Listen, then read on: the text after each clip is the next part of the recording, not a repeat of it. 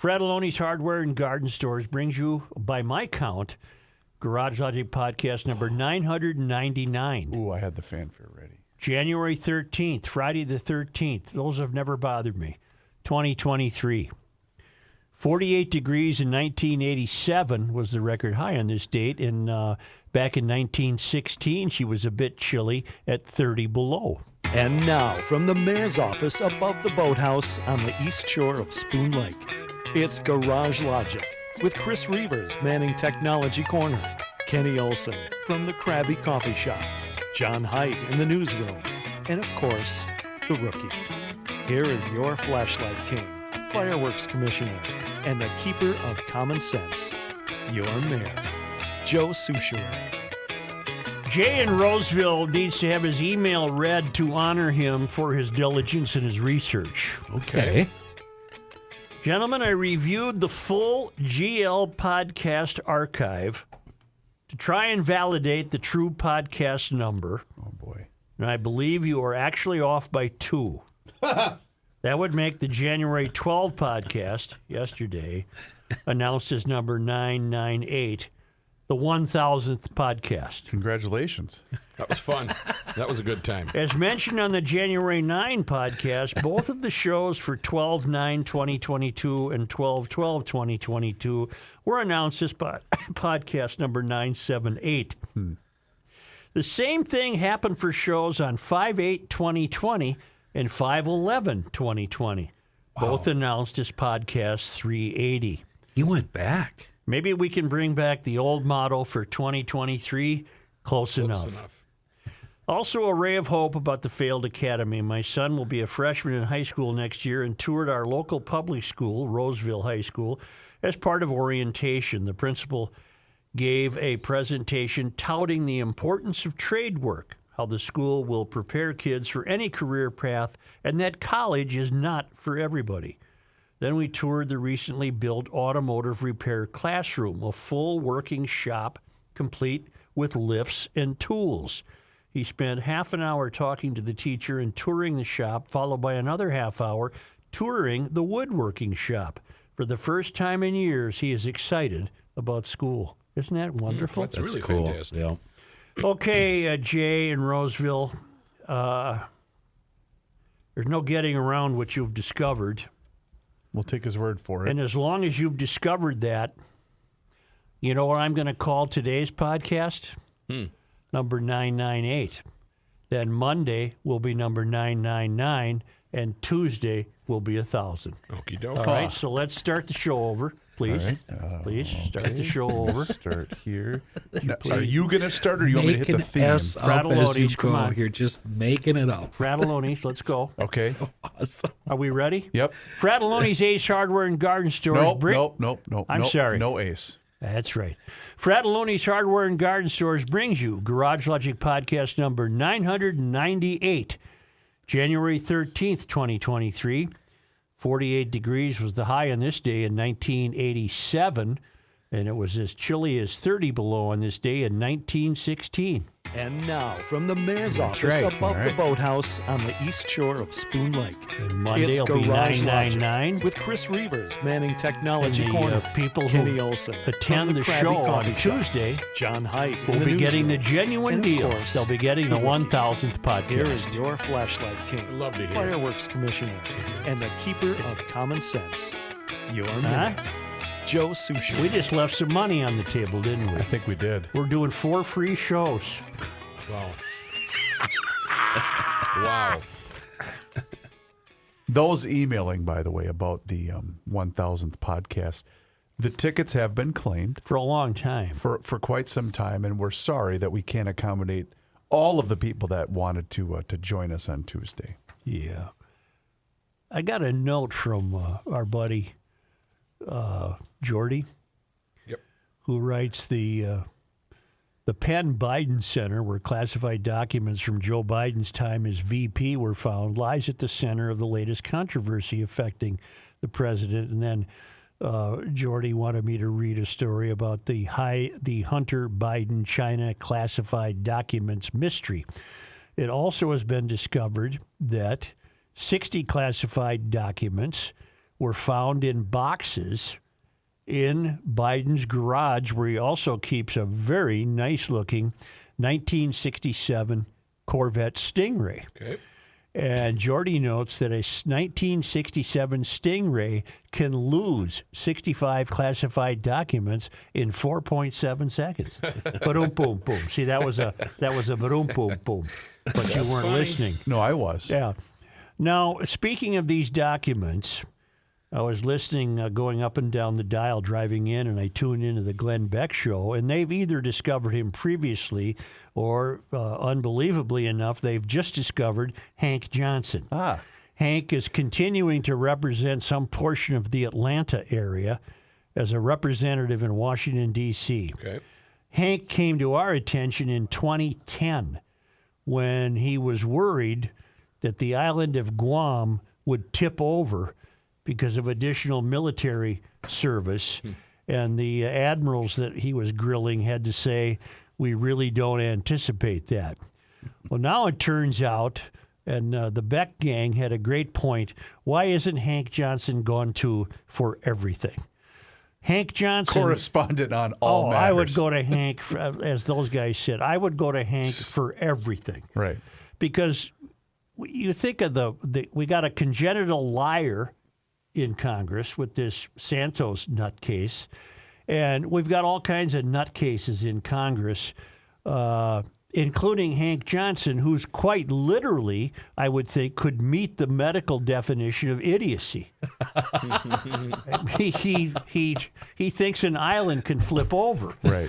And now, for some reason, somebody got to him, I don't know who it was, and asked him about what he thinks of the discovery of these classified documents that Biden apparently took with him when he left the vice presidency. Response to it all is that alleged classified documents showing up allegedly in the possession of Joseph Biden. There's so much that needs to be investigated, and that's what I call for, is for everything to be investigated. But I'm suspicious of the timing of it. I'm also aware of the fact that things can be planted on people.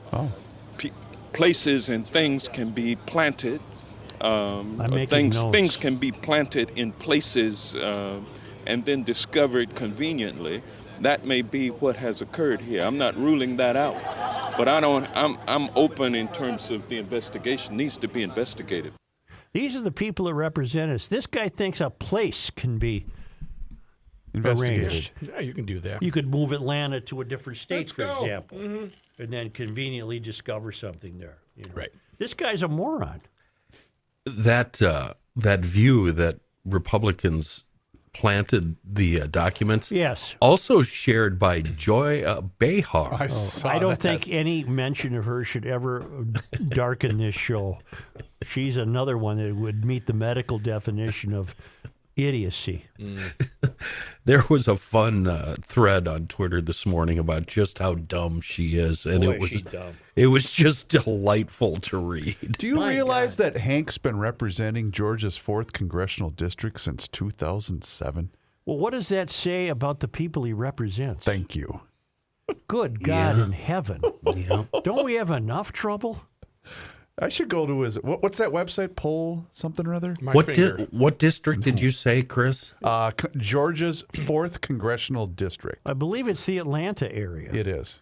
Oh, that's what I was And wondering. he has a constituency of people he has apparently hoodwinked I gotta into find believing that he can actually function. All right, I got to find the poll results from 2022. Oh, God. What? This is going to be earth-shattering. Landslide. Georgia's 4th congressional district election, Joe, happened all the way back in 2022, Sure. in which the incumbent, Hank Johnson, Hank, our man Hank. received 216,332 votes. Okay. The Republican candidate that ran against him by the name of Jonathan Chavez received 59,302. Give me Hank the- Johnson got 79% of Give me the vote. total of votes for Johnson again. 216. 216,000 people in Georgia believe that islands can tip over. Yep. But wait a second. Yes, sir. Isn't that more of a reflection on the Republican offering for that office? That's a good point. That's a way to look at I mean, it. how dumb do you have to be in order to be beat by this, Clown. Well, Kenny, Yeah. you know what? You make a decent point because in 2020, Hank did receive 80% of the vote with 278,000. Mother of God in heaven. And he beat Josie Cruz as a Mudin, who received 69,000 votes. As long as we're on the line, along the path of recognizing just how frightfully in trouble we are with who's leading this country, it's time for our old game, Rook versus Kamala Harris. Oh, boy. Oh, we haven't played that in a long time. I think the I should take fans some love notes that. here. What should I do? And you know how this works, Rook. You are the vice president. Yep. You are Mr. Vice President Matthew Mikulski.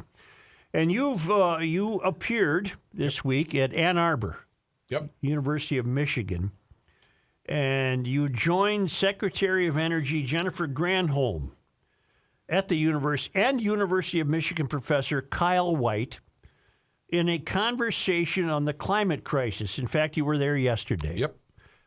You were at the university's Rackham Auditorium. And you... He sounds surprised.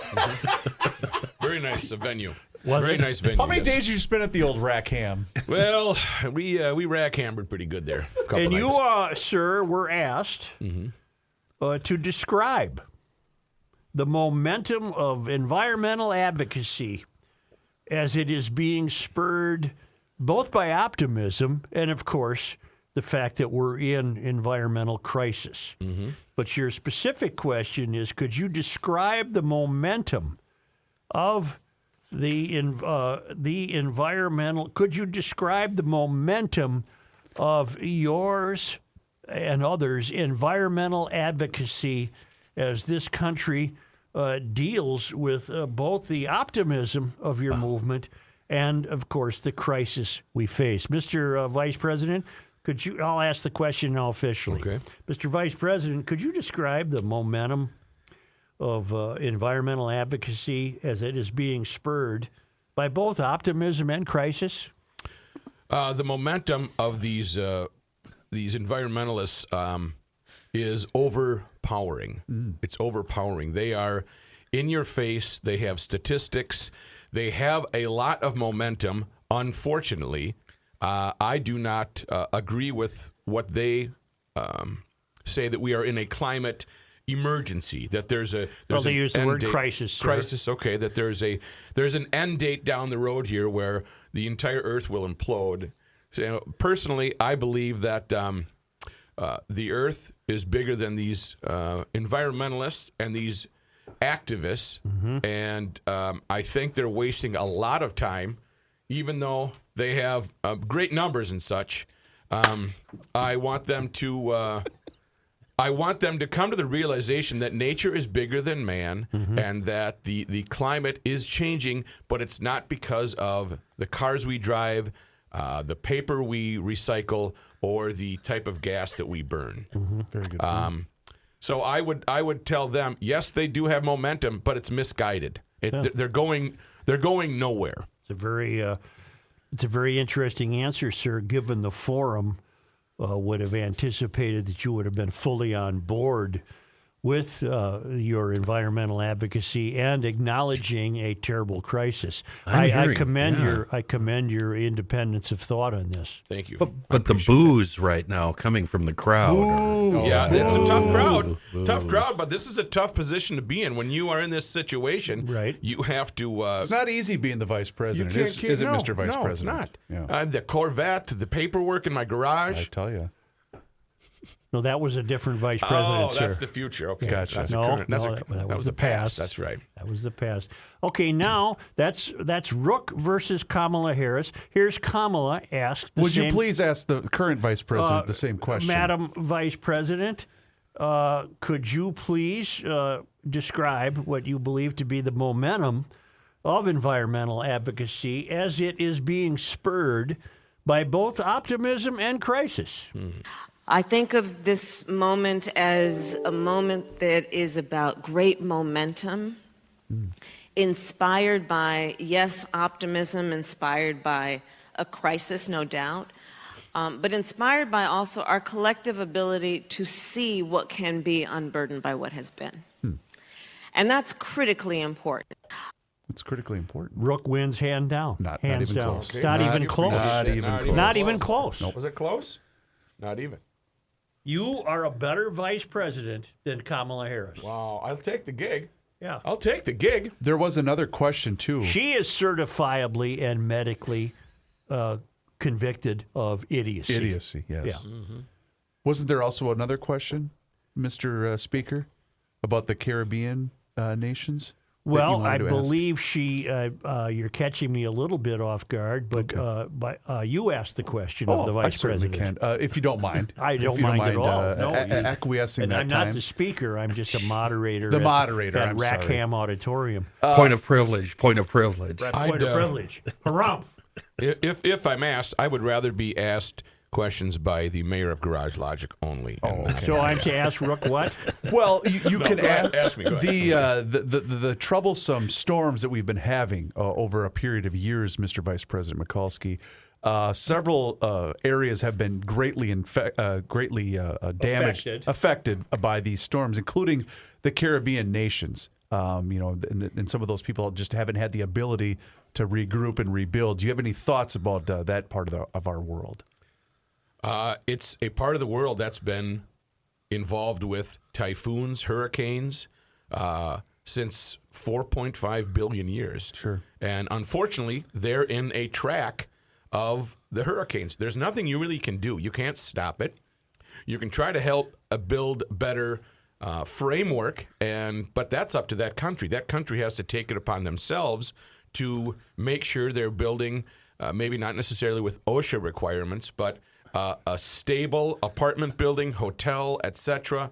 And truth be told, as harsh as it may seem and such, they just need to up their game a little bit. They need to pull up their bootstraps. Sure. What's that song? Lift yourself Dust up. me off, lift myself off. Dust yourself Dust off. yourself off. Take a look around. Take a look around. Yeah. Start all over again. Start all over It's again. a harsh reality. There's no plus side to it other than they have to take responsibility and be big boys or be big countries and Big country. Oh. and such. And we're at the mercy of nature again. When's the next one going to hit? We Mr. don't President, if I Mr. may, Vice President. Not Mr. yet. Not Mr. yet. Vice Let's not speed President, ahead yet. Mr. Vice President, if I may, do you feel it's the job or duty of the United States and the taxpayers to enable this sort of what do we call it? Rebuilding of Rebuilding? the infrastructure. Yes, thank you. I think we can offer a couple of hammers, some nails, maybe some lumber. Get a couple of Get Fratelloni involved? Some repurposed 2x4s. Yeah, get a couple of union guys to zip down there and say, "Here's what you're doing here, Tiger. We're going to put this thing together." One more question, Mr. Vice President. What, if any, does OSHA, what do they have to do with building codes? Well, OSHA is the the proper facilitator and such to make sure that things are done properly, done well, and such. Well, that's a wrong answer, Mr. Vice President. I don't hear you anymore. You must be. Mr. Vice President, it slipped my mind. What exactly does OSHA stand for? That's an acronym, is it not? Occupational Hazard. Nope. That's S. You missed the S. Occupational Safety Hazard. Dukes of Hazzard. No H and O. OSHA Association. There you go. That's fine. Close enough. Close enough. Madam Vice President. Dukes of Hazzard, he says. Madam Vice President Kamala Harris. Yes. Your views on the Caribbean.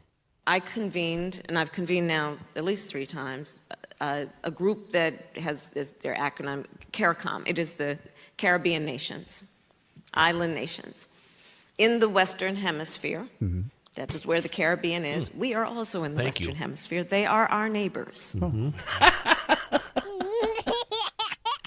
Wow. Rookie wins again. She had to explain that. That is the worst condescension I've ever. Is that when you talk down to people? Yeah. Okay. That's the part, though, that she's nodding. You know, they're in the Western Hemisphere, and she's nodding as if, you know, Nobody knows. Get you it? didn't know that. Get it? Get it? Yeah. Do you ever saying, think about it from a global perspective, which is not only what we do, we have a responsibility to do within our country, Well, like, but you have to- globally. Well, it just goes on and on. Her appearance at Rackham Auditorium at Michigan was well covered, and there's quite a bit of audio from her. But once again, Mikulski versus Harris proves that Rookie is No contest. is a better more gifted vice Who president. would have thunk it? Yeah, than this certified idiot. Can you imagine this? I'm sorry, that slipped out by accident. This country finally gets around to electing a female vice president, and they opt for the dumbest person on the planet. Isn't that something? That's amazing It to really me. is. It really is. So many brilliant minds out there, and we got that. Yeah. Well, we'll move on. I always love to play Rookie versus Kamala. You've not lost yet. No, and you know what? I have not previewed those questions. No, you haven't. They're just thrown at me, and I just give you what I got. And you handle it the way of yes, you in the back. Yes, please. Hank Johnson, Yes. Yeah, Hank. in 2008, Yeah. received 224,492 votes, which was 99.91% of the vote. He ran unopposed. Goodness. Wow. Goodness. You just looked like you were too good at And we're supposed to take this country. We're supposed to take these people seriously. I was scrolling up while I was playing Colin. I went, you got to be S-ing me. What? It's everywhere you look under the theme of everything's upside down. There was some certified idiot, medically qualified as for idiocy, on CNN who said a gas stove in your house is like a car running in your house. Well, it isn't. It isn't anything like that. But we're supposed to take. I come in here every bleeping day, and I'm supposed to take these people seriously? These people are idiots. I misspoke. He also ran unopposed in 2008. No, I don't think it's necessarily unrelated to point out my growing fascination. Fascination might be too strong a word. My growing interest in the whole alien unidentified aerial phenomenon Stuff. that we have going on. And I predict, I was talking to Kenny about this because he too is a believer or willing to believe. I predict this year will be a big, I'm being serious now, a big breakout year in this news. Too many credible people are weighing in on this topic, and we're going to discover that what we think we don't understand is either our creation and the government is trying to protect it from Russia and China knowledge or Little Kim's knowledge, so we're putting the clamp on the stuff that even our own people see, our own Navy pilots, or it will be determined that no, this isn't our stuff. We're not that advanced yet, and we didn't invent this, and we don't know what this is. And I'm going to continue to watch it. I got an email today from Gary who writes, he didn't want his name used. Shoot. Okay. Well, I just said the first name, which was Larry? Robert. I've been a loyal listener since April of '93 when the GL boundaries and foundations were being staked and laid. I'm amazed at the evolution of your show has gone through. More importantly, I find myself in lockstep with your take, excluding the staff you have, on the world at large about 90% of the time, which is unmatched by any other media source. I have heard you on 11022 mention an alien series, and I tried searching for such a series, but there are quite a few of them, and those I have seen are clunkers in the long run. What is the specific title you are watching, and where is it carried? As an aside, When you have a best of, is it possible to hear show number 1 from 1993, asking for a friend? Sincerely, SOS, slow, old, and smart. The show that I watch is just called Aliens. It's on the History Channel. Aliens are ancient aliens. Yeah, and I believe History it's Channel. on is it Monday nights and Friday nights? That's on tonight. Scott Matura from Montana weighs in. Joe, why do so many ancient peoples around the planet have paintings and images of other human figures that look like they're in spacesuits, and images that are anatomically correct that you can only see from the sky? They were probably here and decided we weren't far enough along. Pushing back with knowledge and nerve, Scott Matura in Montana. Many people are weighing in. We no longer have to be afraid of being considered daffy by this. Right. You know, it's happening. And I'm interested. Again, the only reason the government there's 2 reasons the government could be keeping this from us. We know that the government's got too many Hank Johnsons and Kamala Harrises in it. Right. They're idiots. Or 2, they're not idiots. They've invented this stuff, and we're trying to keep it secret. Mm-hmm. Those are the only 2 possibilities. Right. Well, I think there's more possibilities. This could be subterfuge. They could be creating this for reasons we do not yet understand. They and being release. who? The government, the military, the defense I know you've department. bounced this off me before, and I can't follow that reasoning. Right. It doesn't make sense yet, but it wouldn't be the first time that there's been a misdirection. Here's what I want to say, though. We both watch this show on the History Channel, and from time to time, most every time, it gets out there. And the theories get rather outrageous. Yeah. The show that I watched, I believe it was Monday night. No, it was Tuesday. Tuesday night was a repeat of a series that first aired in 2019 on the Vice channel. Which I didn't know existed, by the way, but I said into my microphone when he told me about it, Vice channel, and it went right to the Vice channel. And Isn't the that great? series, Isn't that great how that works? Yeah. the series, many parts to the series, is called Unidentified Inside America's UFO Insiders. Mm-hmm. And this is the one that gives us fighter pilots, radar operators, sonar operators, defense higher-ups, and John Podesta. Legitimate, real people who have had encounters with UFOs. And it's much more credible, if you ask me, than our favorite show, Aliens and Ancient Aliens. Speaking of the government and those type of questions, Mr. Johnson, could you please weigh in on aliens maybe possibly roaming amongst us? My fear is that the whole island will become so overly populated that it will tip over and capsize. We don't anticipate that. We don't anticipate that. Great answer. How am I supposed to take any of this seriously? You're not. It's a sitcom. These people are buffoons. Yeah. Buffoonery. You know, I have a good sign of spring. What do you got? EcoFun Motorsports. Oh, nice. I smelled spring the other 'Tis the day, and when I season. smell spring, I smell getting my scooter out of storage. It's up at EcoFun in Forest Lake. There are 2 EcoFun Motorsports locations in Forest Lake on Highway 97, just immediately west of Interstate 35E, and the store in Burnsville off the service road near County Road 42, both with great quantities of electric bikes, all the gas scooters that turn urban errands into adventures, golf carts, 4x4s, youth recreational equipment, helmets, apparel, great service. These people can really do great service on your stuff, and they have a pickup and delivery option that you can pursue. I've used it. It's very modestly priced. I enjoy it. And I can't tell you enough that when I say the words EcoFun, I am thinking spring. And we're on the, as a 21ster, I can tell you, we're over the hump.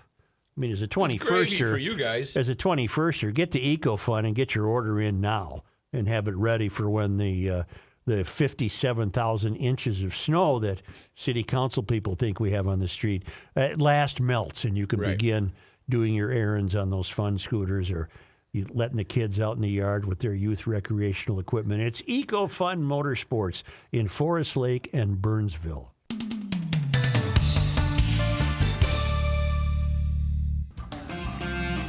Here's a man who spends hours in hardware stores, sifting through the nuts and bolts of life.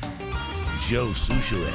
Hey, it's been a while since I've reminded everybody about this great website you can surf on over to seafoamworks.com, an excellent source on the proper use of all seafoam products. They also have some really good advice on their website about reviving bad running engines. Seafoam motor treatment, it can be used to stabilize fuel for up to 2 years. That means it's perfect for storing equipment. You don't have to drain that gas tank anymore. And everything it does for small engines, it also does for the big ones, cars, trucks, tractors, and everything you can think of, both gas and diesel. Great preventive medicine and great for reviving old engines, trannies too, for that matter, with Seafoam Tranny Tune. Check out that website, seafoamworks.com, and you'll find it everywhere. It's our local company with a global reach and a true miracle in a world of bad gas. It's Seafoam. You know what we're going to have Tuesday night for the 1000th podcast celebration in Hopkins? What? Prizes. Really? Some neat stuff, yeah, that'll be given away. And you got to have your tickets with you. Unfortunately or fortunately, it's sold out. There is no way to get a ticket, and you will be witnessing the 1000th podcast. 99. Actually, it won't be, but we'll call it that, right? Because that's close that's enough. what it is, right? Close enough. But yeah, I got a call yesterday about all this neat stuff that's going to be Very cool. given to the attendees. I suppose based on a drawing or some sort of thing. There's a little bit more of Vice President Harris that I forgot to include in All right, this is Kamala. Sentence. The border, by many people's account, is not secure. By Border Patrol agents who are there telling the media they just don't believe it is. Do you believe the border is secure now? I will tell you something. One of our highest priorities is to ensure that we have a secure border, and that is what we are doing. So in other words, that's our highest priority, meaning Well, it can't be. it's not secure at all right now. No. She doesn't even realize the irony of her own statement. Other than that, though, everything's just okay. We lost Jeff Beck the other day. Mm-hmm. And I got a great email from a guy named Ted Guth, who writes, Joe attaches a story about a phone conversation I had with Jeff Beck, Ted in Maiden Rock. And when I printed, I'll try to read it, but the printing came out very small. Joe, I was listening to your 11223 podcast and heard the discussion about the unfortunate passing of guitar legend Jeff Beck. I have a Jeff Beck story you may find interesting. The story took place in 2004. I have a small vintage Corvette business, which I had a small vintage Corvette business, which I operated in Savage, Minnesota. I always maintained a couple of dozen of these cars in inventory. They range in years from 1953 to 1967. I had a website presence and sold and shipped many of my cars to Europe. One day the phone rang, I answered it, and there was a guy on the other end with a British accent who told me he was calling from Great Britain. It was not uncommon for me to get a phone call from overseas. He inquired about a restored and correct 1967 427 Roadster I had on my website. We discussed that particular car and had a couple of other 67 427 Roadsters and coupes also in inventory. It was clear that he was looking for the rare and expensive 435 horsepower optioned car. Due to the costs of those particular cars, I told him that I never inventoried cars with that specific engine option. Because of this, I wasn't able to meet his needs. We talked for a while about my little dealership, and he talked about the cars he owned. His were primarily street rods, though he was starting to collect American muscle cars from the mid to late 60s. He seemed very pleasant, and I enjoyed talking to him. Below is a transcript of the conversation after we were done discussing cars. British gentleman. How far are you from Chanhassen, Minnesota? Me? Well, I'm guessing that Savage is about 30 minutes from Chanhassen. Why? British gentleman. I was at Prince's Paisley Park studio in Chanhassen a couple of years ago. Me, doing what? British gentleman. Recording music. Back then, Paisley Park was the best studio in the world. Me, are you a technician or a producer? British gentleman. Neither. I'm a musician. Oh, my, what's your name? British gentleman, Jeff Beck. Me, Jeff Beck. I continue with a string of expletives that would make my grandmother proud. I'm a big fan of yours. What's it like to work with Prince? Jeff Beck, I never met Prince. I was at Paisley Park for just 1 week, Monday through Friday. The record company I was under contract with had rented one of the studios there for that week. There wasn't much else going on at Paisley Park when I was there. I rarely saw anyone other than those people I was working with. Me. Too bad you didn't get to meet Prince. Jeff Beck. Well, I think I came close to meeting him. I was in the commissary on Friday, the last day I was there. I was making a cup of tea, as I had done many times each of the previous 4 days. As usual, there was no one around but me in this large room. The door opened, and a big man in a dark suit walked in and asked me what I was doing there. I told him I was making tea. He told me I had to get out of the commissary immediately. I apologized and told him that I had been down here making tea all week and nobody told me I couldn't be in here. He informed me that Prince was now on the property, and because of this, much of the facility was off limits to me and anyone else. He then asked me what business I had being at Paisley Park Studios. I told him that my record company had rented a particular studio for the week. He then asked me what my name was, and I told him. He didn't say anything, but he had a confused look on his face. He turned around and walked away. I don't believe that he knew me. I hope you and your podcast listeners enjoy my Jeff Beck story. Rest in peace, Jeff. Ted in Maiden Rock. Isn't that great? What year was Jeff there? Did he happen to cite that by chance? I think it was 89. He was there. I know he was there in 89 with Stevie Ray Vaughan, and they were practicing for their upcoming tour. Wow. So 89, Chanhassen would have basically been out in the middle of the country back then, right? Right. Well, he was talking to him. That's cool. In the 2000s, and Beck said I was there a couple of years ago. Oh, okay. So maybe it was after that. Yeah. But I think the guy he's referencing, isn't that his bodyguard Chick? I have no idea. He was a big mountain of a man. Well, whoever the oaf was, he didn't know who Jeff Beck was. I wouldn't call him an oaf. No, yeah, he could take all of us on at once. He was a gentle giant. Okay, gentle giant, but he didn't know who Jeff Beck was, which surprises me. He was the one that when I was at that Miles Davis show at Glam Slam, and I was upstairs, and Prince was right next to me at the bar. And I said to Prince, thanks for bringing Miles in. And I felt somebody pushing against my shoulder, and I turned and looked up and up and up and up. And he didn't say anything to me. He just looked at me, and that was my cue. Get away. Yeah, get away. No more talkie. No more talkie. What a cool story. I have further corroboration of the... I had another Jeff Beck note from an emailer who sent me a video of Jeff Beck joining, I'm having a mental blank. Who is the lead guitar? Pete Townsend.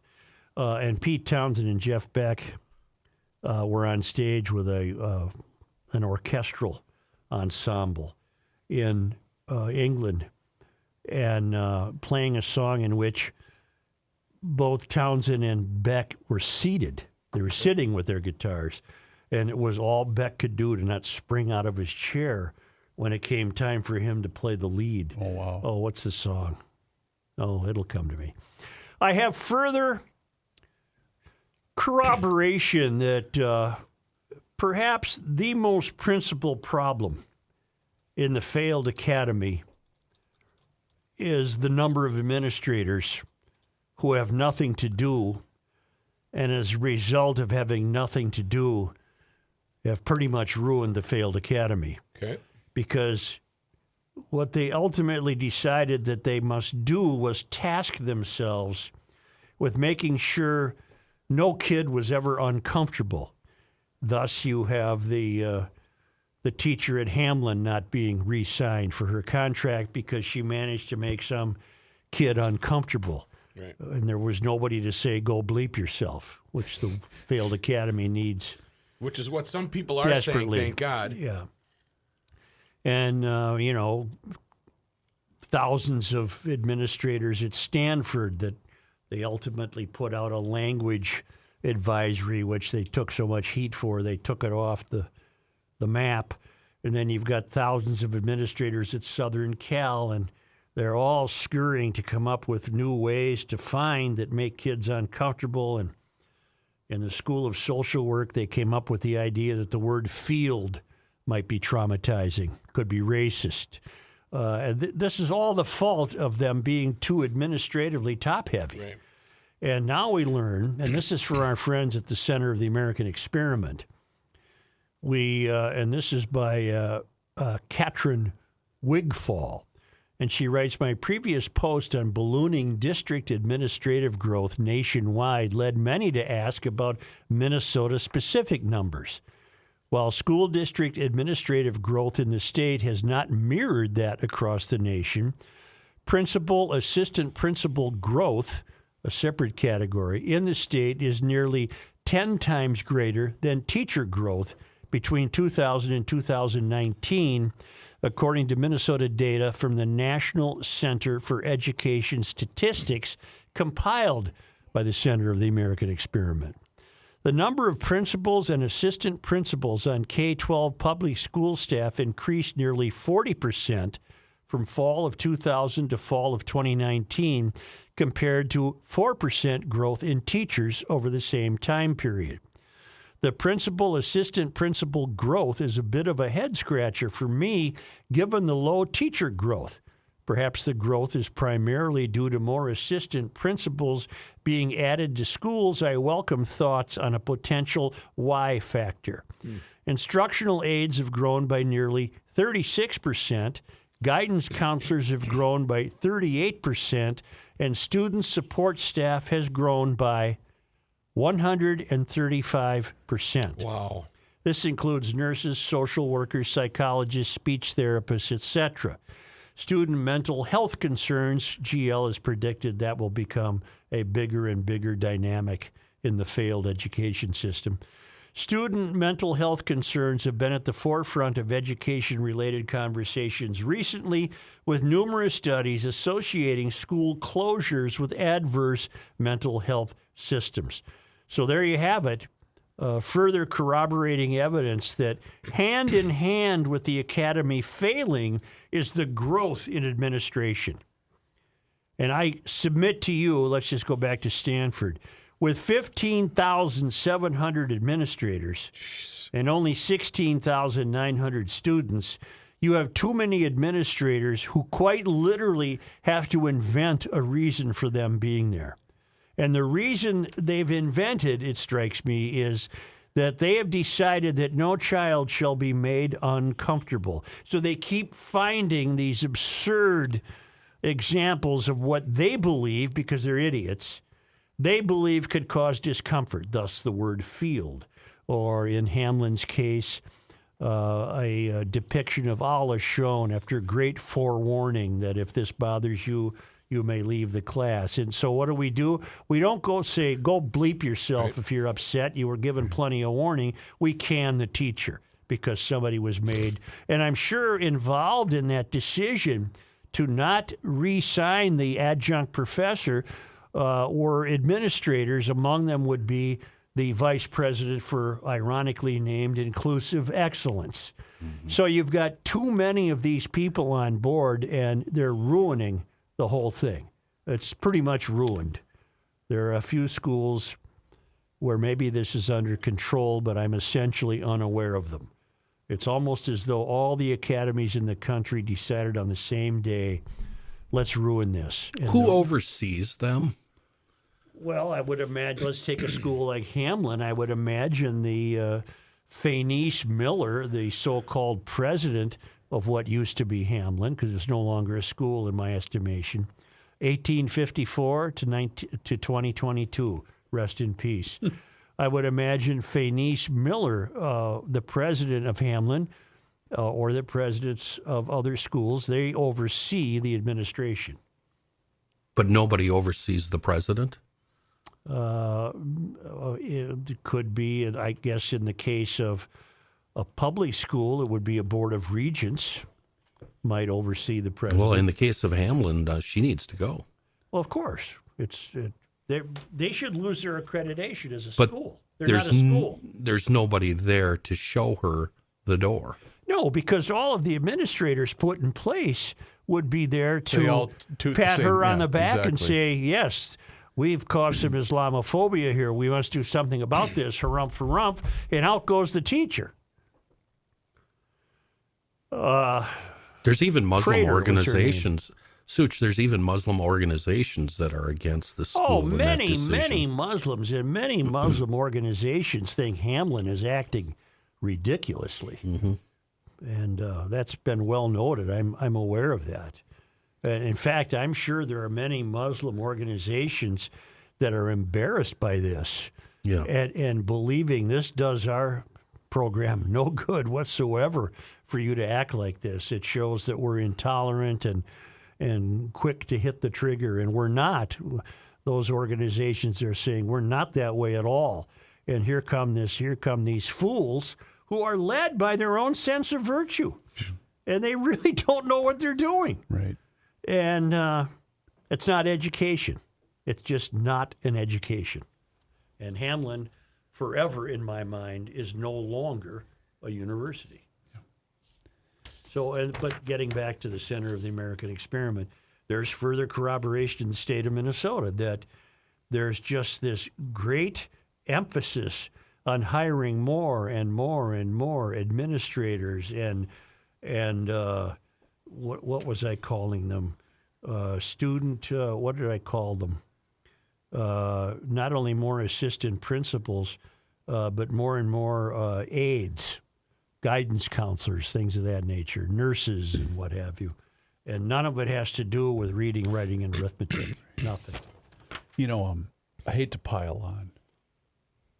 Actually, I don't. I don't hate to pile on. But I discovered another piece of audio that I think is worthy of your time. From? Well, her name is Alexandria Occasional Cortex. But I like to call her AOC. Right. And she has weighed in on the gas stove controversy. Oh, I'd like to hear this. I'd like to hear this. All I'm going to say to you and the GLers is buckle up. All right. Are you ready? She was responding to some criticism by those. This is a woman who couldn't boil water. Right.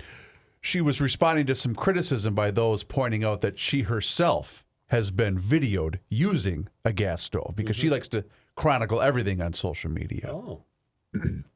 I do think it's funny, the absolute utter Republican meltdown where they're like, you can take my gas stove or my cold dead hands, or how dare you talk about gas stoves? You have a gas stove.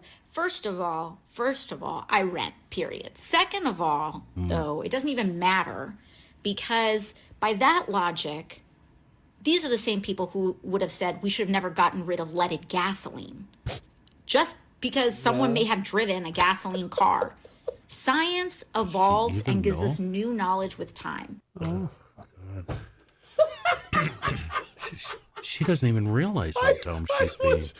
I was listening to that while Joe was reading that email, and I was trying so hard to contain my laughter. And, it's sad. First of all, I believe And we're because there's supposed to take this seriously. there's captions associated with said video, which I will post to the Garage Logic website. The word "like" shows up 4 times in that 34-second clip. That's why I've really worked on you guys to distinguish And I'm glad you yourselves from the have. rest of the world, is we don't use the word "like." I'm glad What's that you have. frightening, though, is that there are people watching that going, yeah, You get him, AOC. yeah, you're right. Like I got a stove. And Make bartending great again. there was a great photo where someone had a regular gas stove with the 4 burners on top. And Yeah, it we said, have one. I know that now. And it says gas stove, and then next to it is a stove that has the 6 burners. Yep. And it says assault stove, which I thought was pretty good. You know what's great about a gas stove? Lighting Lighting a up cigarette? a lung I bar. knew he was going to say that. But Kenny, that's like having a car idling in your house. Right there in the house. Right. That's going to kill me. Yes, sir. Yes. I don't know how we made it this far. Yes, sir. How did we get this far? AOC, she's my gal. How did we get this far? You know, you look like you could We use gotta right get now. Patrick. You look like you could use a nice shower to calm down. You know how you get a Okay. nice shower? You get great water. Are you going to talk slowly? From Hofferman Water, Joe.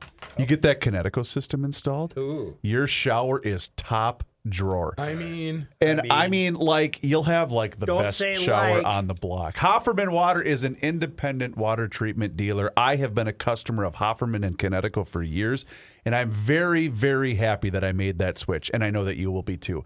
Hofferman offers sales, service, and rentals, if you're interested, by the way, for Kinetico water treatment systems. And that portfolio includes water softeners, iron, rust, and odor filtration systems. And why not treat yourself with a new drinking water system? And that's because a new system from Kinetico can do so many things other water softeners just simply cannot do. It's going to cut down on your salt usage. Yes, check. It's also going to protect your appliances. Check. Bad water is awful, and it can affect almost every aspect of your home. So get that new system. Your laundry's better, your drinking water's better, and so are your relaxing showers after a tough day of listening to AOC. So get in touch with my friends at Hofferman Water today, 952-894-4040. That's 952-894-4040, or just visit their website, HoffermanWater.com. Hofferman Water has been proudly serving the state of Minnesota for over 50 years. Tell them you heard about them here on the Garage Logic Podcast.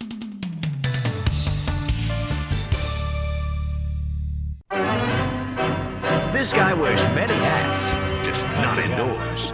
Joe Souchere. This guy wears many hats, Did it again. just not indoors. Joe Souchere. Third time's a charm. Yeah. Hey, Pat. Yes, Joe. What's up? What is up? What is up? Oh, Well, I know. Minor League Baseball's bringing robot umpires in 2023. Oh, no. To all levels? All minor league baseball in 2023 will have robot umpires. how do they do that? What do they do? Really? Yep, that was just announced this morning, I saw. Seriously, how do they do that? I have no idea. Well, no, it's the computer does it, and then the umpire gets a little beep or something and makes the call, So, but he doesn't call the balls and strikes. So we might have another incident. If the computer's off, though, we can have an incident like Frankie Viola got thrown out of a game as a pitching coach in the independent league for arguing with the computer. With the computer. Yep. So, yeah. So anyway. Oh, yeah, they're trying to get there. I wonder, we just had 10 umpires retire. 7 of them were crew chiefs. Ooh. And between adding these more road trips by having more, teams spread out around the country with changing the schedule, but also bringing in all this stuff about trying to decide whether a guy's cheating against the shift or not. I think some of them just said the hell with it. They'll take their nice retirement package. So but ultimately what this is going to cost us, Patrick? Behind the rubber. You'll never hear that You'll again. never hear a great Earl meltdown like that anymore. Is baseball trying to kill itself? I don't know. Nobody in MLB watched Brockmire. The final season of Brockmire predicted all of this. All of it. Yes, it did.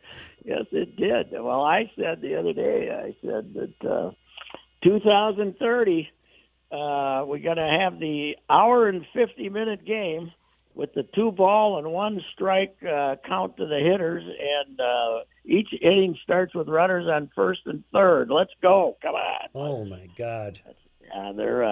They have no confidence in themselves, and I would think there's a real blow to pride of the umpires, because the good ball and strike umpires are the most revered guys in baseball, and now it's going to be the computer. But a lot of the young, the analytic geniuses think it's a great idea. But they're killing the game. I'm talking to serious fans who are they're wiping their hands of baseball. Oh God, yes, they're in trouble. There's no doubt about it. But what is going to be a strike? What is the computer? If it touches the line, is it a strike? Is it like, if you're going out of bounds, are you now going to have the computer determine how much of the ball, does a certain amount of the ball have to be in the strike zone, or does it just have to touch it? we gotta, is it going to be like if you're out of bounds in football? If you got one spike out, you're out of bounds. Did you make a baseball move? Did you make a baseball move? You have to make a baseball move. Yeah, if you got a seam on the corner, is it a strike? I don't know. So, yes, it's going to be. They're going to make it harder and harder and harder. So. Pat, our Wild had a nice effort last night against the Island. They were down 1-0 through 2 periods and won it 3-1 with an empty netter. Yes, they did.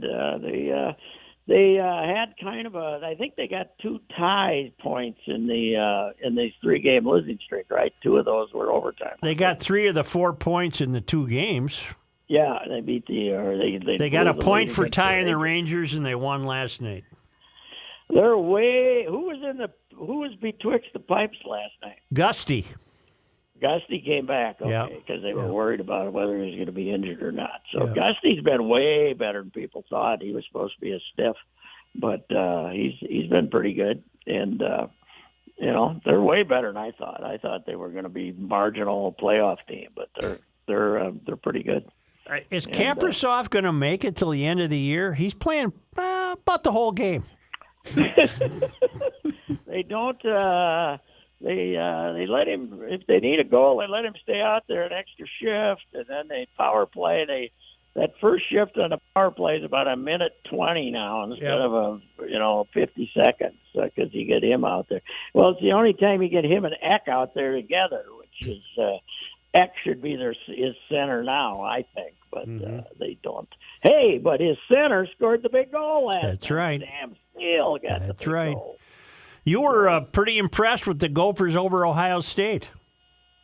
Yeah, they played good. Darcy Garcia, who went to Marquette and bailed out, then went to North Carolina and came home halfway through the season.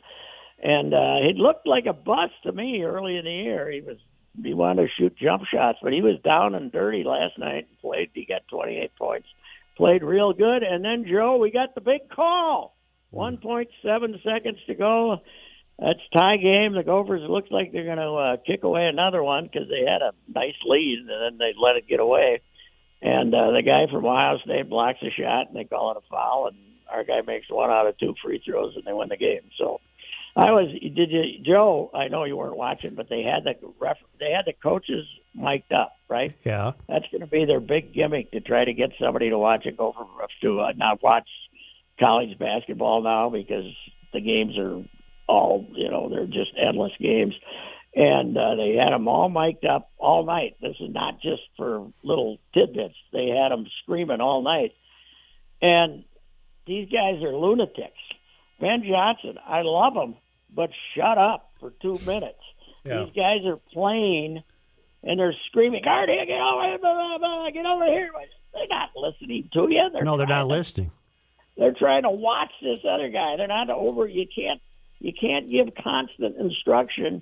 The guy from Ohio State wasn't quite as bad, but later this week, Richard Pitino from New Mexico and Tim Miles, our old friend, now at San Jose State, are going to be mic'd up. So if you always wondered what Pitino was whining about, now you have a chance to listen in. It'll be great. He's the guy who practiced making faces in front of the mirror, I'm convinced. Yeah. He was just a kid when he got the job here. Can we talk about what's really important to life and patriotism, and that's the playoffs in the league starting this weekend. That's the right. league. That's right. And I'm sticking with my Jacksonville pick. Yeah. Well, go ahead. What's interesting? I have decided this is the key to the Sunday game. All right. If they go back to what they did last year and really call no penalties in the playoffs, they let you lasso guys when they're trying to rush the quarterback and not call that many pass interferences. Then if the Vikings are allowed to tackle the Giants pass rushers and not get called for holding, then I think the Vikings will win. But if they call a few holding penalties early when the Vikings are trying to wrestle these guys to the ground, then the refs are going to have it. You can't use robot refs to call holding, I don't think. And I think the big key to the game is going to be whether they let the Vikings do a lot of grabbing as they're trying to rush the quarterback. So what's your pick? 41-zip. Yeah. No. My pick is Giants 29. Why do you do this? Vikings 24. This is good, though, because he's always wrong. You're always wrong, so that means the Vikings Thanks, are bud. winning. Love you, brother. I love you. Okay, who was it that said last week this is going to be a bad loss for Green Bay before the kickoff? You did say that. Before the kickoff. You did say that. Yes, I did. And I was down on Green Bay all year, and I could guarantee you this will be a harder game than it would have been against Green Bay. This game will be a tougher game for them. You know, I wasn't planning on going at all, gentlemen, to the game on Sunday afternoon, but then I found out who the halftime entertainment is for this game, and now I'm going to go watch Ludacris at halftime. Are you going? Oh, Ludacris. Oh, my old pal Ludacris. My old pal. Yeah. Your bud. My old pal Ludacris. I was over at the North Henry basketball game about 12 years ago, and they were playing this rap music, and the cheerleaders were dancing like maniacs, and all the kids were up in the stands dancing. And I said to this young gal next to me, "Who is that song? Who's singing that?" And she said, "Ludacris." Yeah. And I said, "Oh, he's my favorite. I love that guy." He gave me the dirtiest look of my whole life. He said, "I've never this fat old white guy's listening to him. I'm never listening to Ludacris again." Hey, honey, who? Hey, how's that Ludacris? Is he right? Or is he? What is this guy? Yeah. Well, Ludacris, boy, he's reduced to going to half times of first round playoff A wild card playoff game in Minnesota. Yeah, I wonder what they got to pay him for that. Oh, I don't. I bet he's getting $100. No, we get 50, maybe 50, not 100. I wonder if that's does that mean we got to move a stage out there? Probably. Crap. Get the fans out. Get them all jacked up. Are you going Sunday? I am going. I think this will be my third Viking game in the new ballpark. I'm going just so we can tell some reminiscing stories about 41 donuts. That's why. That's his main concern there. Every once in a while, I'm going to stand up and scream, "Waswa!" No, you can't get away with anything, Joe. You know, in the press box anymore, they all look at you and you make a wisecrack. Right. That's no fun. Well, oh, God, no. That game, too bad you weren't at that game. That would have been the highlight of your life. Yeah. You need to do what Sid did at the Super Bowl with Prince. You got to march down there and say, "I want to talk to Luda." Chris, hey, Luda, come over here, Luda. Hey, yeah, well, I don't think so. You can't march down from there. You're so damn high. The game's a rumor from up there. It's a hard place to navigate. Yes, it is. And they don't let you, Joe, Rookie, they don't let you come in, the media come in the front. You got to go around the back. You basically got to go to St. Paul and then come back to come in on the other side. It's that stadium, that's like 3 times bigger, the footprint than the other place. It's unbelievable. Members of my family will be making oodles and oodles of cash. Oh, yeah. Serving up the juice at the bank. What do we charge for a nice little gin and tonic there? About 18, maybe. That's a really good question. I will find out and report back to you. Mm-hmm. Well, I'm looking forward to your report on Monday. We'll have a live eyewitness report. Oh, we will. Yeah, it'll be good. We'll anyway. I would. It's really. This is the goofiest team that's ever played. So yes, who the hell knows what's going to happen? Yeah. Who knows what's going to happen? They had me make my prediction, and I had a little fun with. I don't know if it's going to run or when it's going to run or anything. So I can't give it away. But I had a little fun with my punchline on this one. So, all right, I'll talk to you Monday. Okay. All right. Thank you. Thank you. Say, I want to thank Jeff. Look at this. I just tweeted this out. This is seriously one of the coolest things I've ever seen a listener give you. Look at Hold that. this up so listeners can see it. It's almost like a coat of arms. Right. That's really neat. GL, Garage Logic. This is Joe. Listening from the beginning, I get crabby when you guys are not there. I can get you a sign. You need a sign? Here's a sandblasted, carved cedar sign to hang in the garage or light your next campfire with. I would not do that. Congrats on the years and the 1000th podcast. Hail everyone. Jeff Case, Designs by Jeff. And then he also sent a picture of the two bobbleheads he has on his desk. Me and the former governor. And the body. Former governor. But here, this guy has a website. Check this guy's workout. Oh, give it to me. I'll link it. Well, let me get it for you. Here we go. It's a .com thing. Does the Such bobblehead look frightened? Yeah. Hi, Joe. Designs by Jeff, one word. Jeff. Designsbyjeff.com. This guy can carve and sandblast, man. What about the www? Do we put Let's that see, you in got to there? have a designsbyjeff.com. That is really a nice piece of work. I don't know if that's going to stay here or go home. I think that's got to go in your garage. I think it's got to go home.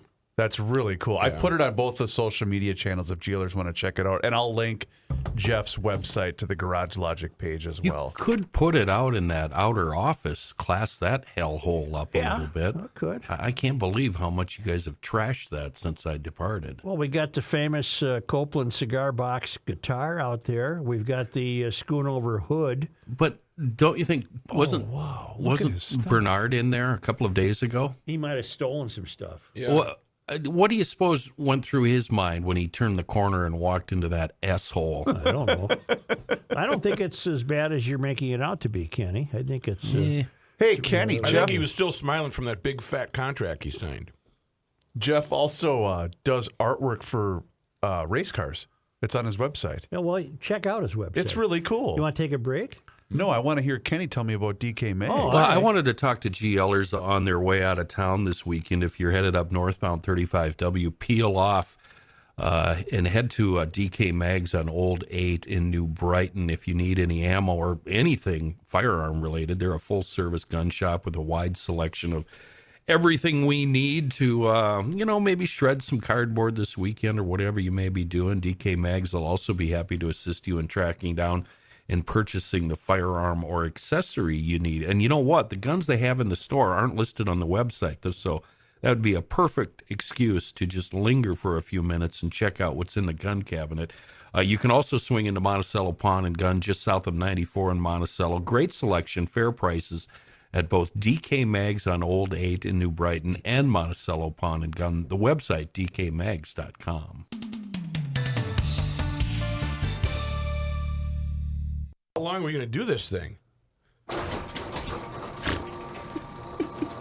I'm not done yet. Let's not overdo it on No, you are done. Wrap it up. Can I? Hi, can I? Hi. Thanks, Tony.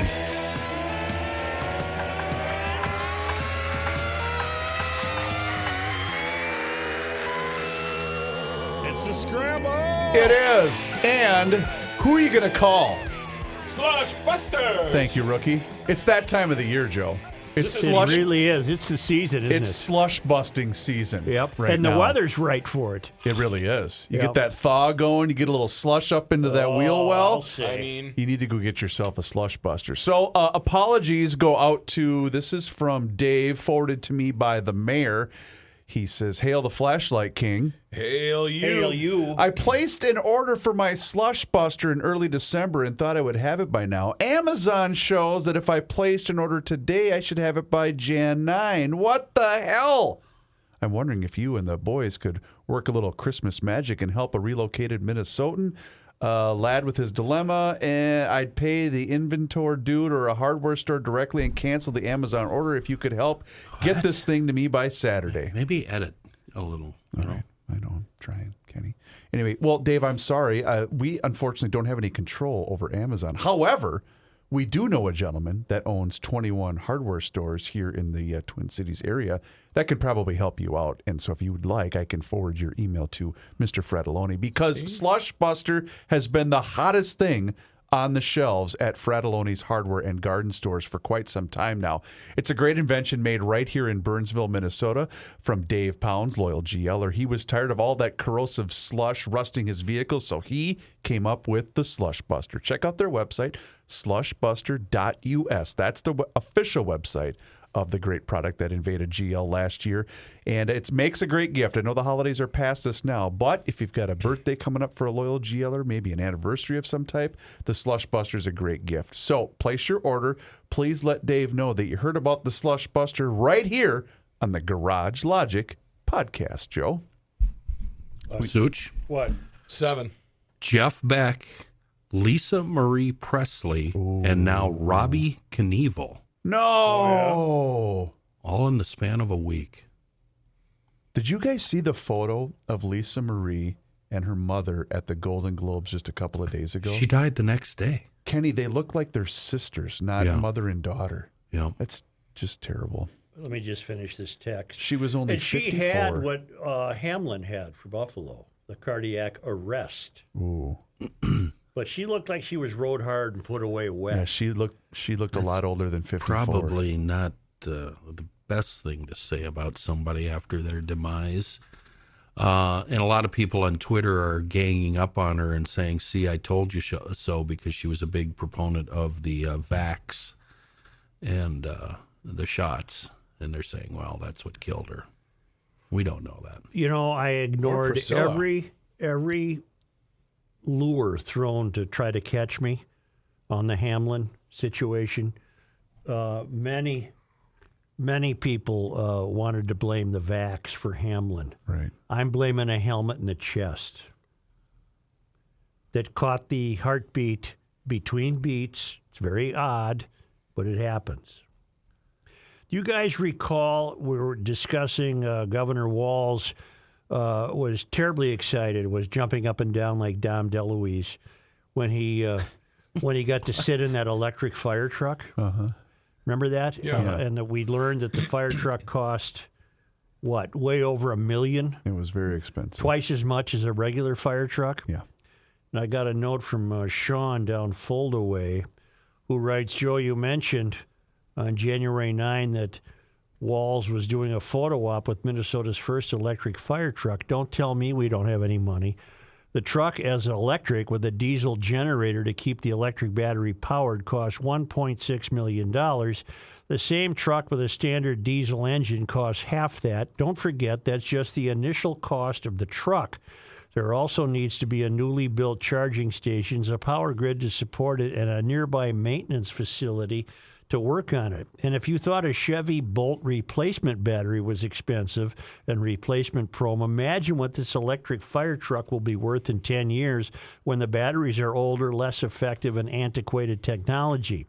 Today's decade-old fire trucks usually go from frontline use in the metro to second-line use, and their secondary trucks are often passed down to the used market to smaller and more rural departments who can then afford them. Our town department kept a fire truck going from 1976 until recently when the motor finally seized. What toxic landfill will all the electric vehicles, including fire trucks and slowmobiles, end up in a decade from now? Thanks for pushing back and occasionally looking up, Sean. I just couldn't be more convinced that electric vehicles are the wrong way to go. I just couldn't be more convinced of it. And you're starting to hear more and more people voice their opinion. Here's a guy named Stephen Moore writing for Town Hall. I'm sure Town Hall is a conservative site, right? Mm-hmm. I don't know anything about it, but no lefty is going to risk ripping EV cars because that's part of the agenda. But this guy is writing about what a piece of Americana the automobile is, and he's writing about his grandfather and how his dad served in the Pacific Theater, and he'd been thinking that American auto companies, which are so often bailed out by the U.S. taxpayers, have made no pronouncement they intend in the next few years to stop making and assembling gas engine cars. You know, the kind of cars that Henry Ford started rolling off the assembly line 100 years ago in Detroit. Henceforth, virtually all American-made cars will be electric. Perhaps the corporate brass in Michigan's auto executive ranks thinks that makes them good global citizens. They are all in on the fight against global warming. They may be making a political bet that the federal government and more states are going to go the way of California and eventually mandate that every car produced must be battery operated. But there is also a good deal of virtue signaling going on here by the folks at Ford and General Motors. It's a free country, and if they want to start rolling millions of AVs off the assembly line, so be it. But it's one thing to make cars that appeal to the Sierra Club and quite another to produce automobiles that the typical buyer actually wants. And guess what? So far, most people have turned a decisive thumbs down on EVs. He said he's agnostic on them. But so far, only about 6% of new cars sold are electric vehicles, and polls show that only about a half of Americans prefer an EV over a traditional car. Much larger majorities oppose the government telling us what kind of car we can buy. That's the group I would fall into. Incidentally, the one state that far outpaces the rest of the country in EV sales, with about 1 in 5 new car sales being battery operated, is California. But hey, Detroit, sorry, California isn't the country. All of this is to say that there's a decent chance that American auto companies' shift to AVs is going to fail. This could even be the most epic failure for American car country since Ford introduced the Edsel. Meanwhile, and this is especially sad part of the story, at least one company realizes the tomfoolery of making only electric cars, and that company is the Japanese automaker Toyota. Akio Toyoda, the president and grandson of the founder of the giant Japanese car company, is going to buck the trend. People involved in the auto industry are largely a silent majority, Toyota recently told news reporters. That silent majority is wondering whether EVs are really okay to have as a single option, but they think it's the trend, so they can't speak loudly. Toyota wasn't done. I believe we need to be realistic about when society will be able to fully adopt battery electric vehicles, he explained. And frankly, EVs are not the only way to achieve the world's carbon neutrality goals. Toyota is right on all counts. There is scant evidence that EVs will reduce pollution levels more than traditional cars, in part because most of the energy for the batteries comes from burning fossil fuels, and because the batteries themselves create waste issues. How can it be that a Japanese CEO is more plugged into the tastes, preferences, and buying habits of American car buyers than those based here at home? Yes, I know Toyota has many plants in the U.S. You would think that U.S. automakers would understand a basic red, white, and blue reality, which is that Americans have a special and long-standing love affair with their cars. They aren't going to trade in their Mustangs, Camaros, Cadillacs, and trucks for an EV. For many of us, that would be akin to taking away our firstborn. What's sadder still is that the Japanese seem to understand American car buyers better than execs in Detroit. Honda and Toyota were the first to recognize that people wanted more fuel-efficient cars when gas prices more than tripled in the 70s.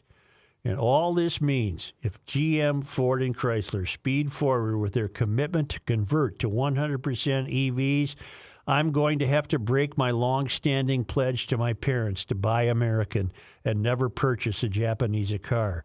He'll change that. The American companies will have given me no choice. I'm sorry, this is 2023, not 1923, when Henry Ford said you could have a Model T in any color so long as it was black.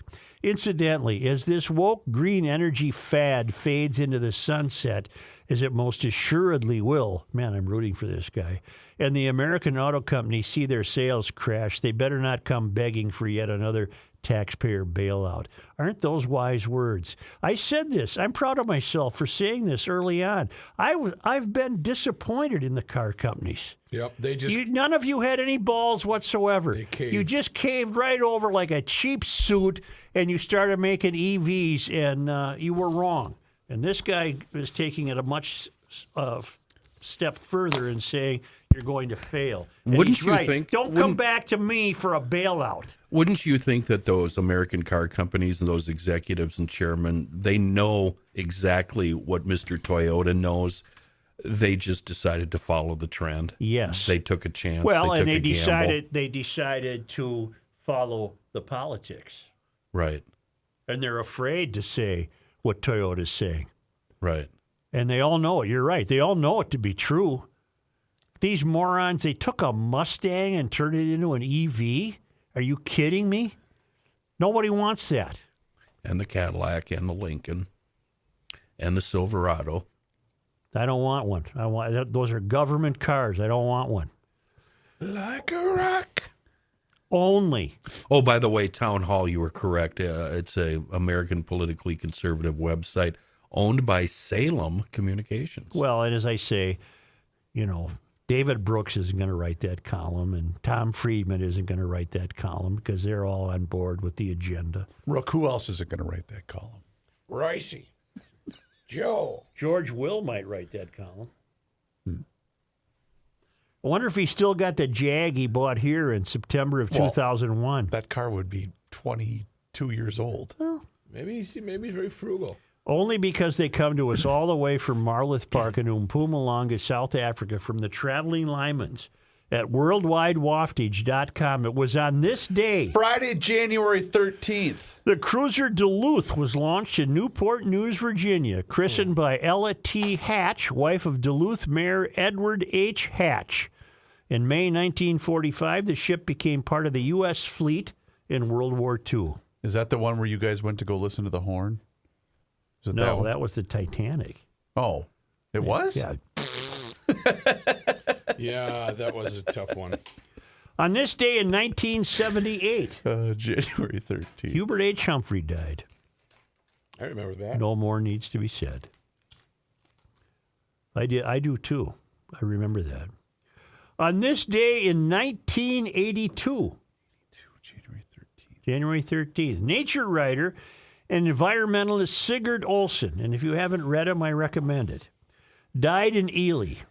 Born in Chicago in 1899, Olson served as a canoe guide in the Boundary Waters region and was active in environmental issues beginning in the 1920s, playing a prominent role in the battle for federal protection of the Boundary Waters Canoe Wilderness Area, and beginning and serving as president of the Wilderness Society. I've enjoyed his writing. Nice. Have you read him, Kenny? Sigurd Olson? Nothing, not one word. You'd Nope. enjoy it. You'd enjoy it. Thank you, GLers, and What go. was that? Was that my chair? Yeah. I think so. Go Vikes, huh? Yeah, let's do Hey, it. go Vikes. Skull! Skull! Skull! Drink from their skulls. Skull! My God. My goddess. Rook, you going to take her from here? Yeah. I'm going to take you to Pod MN. Take you down to Pod MN and you can go check it all out. What are you going to check out? All the podcasts that are out there. There's some great stuff out there. You just got to check it out. Pod MN on your smartphone. Slide on over to your YouTube channel. Garage Logic has a YouTube channel. I'd like you to subscribe to that, and you will be entertained, and you'll check out some really cool videos, stuff that might be brand new to you, but happened so long ago. That's Garage Logic on YouTube. And then, of course, the Town Council. Sign up at garagelogic.com. And, for a very, very wonderful low price of $10 a month or $100 for the year, you can get inside information. How long till Find he out. drops that sign? He's going to drop. He's already hit it with the microphone. Look at the way he picked up the logo. That's really cool. I can't wait for mine to come. That's Jeff Designs. Designs by Jeff? Designsbyjeff.com. .com.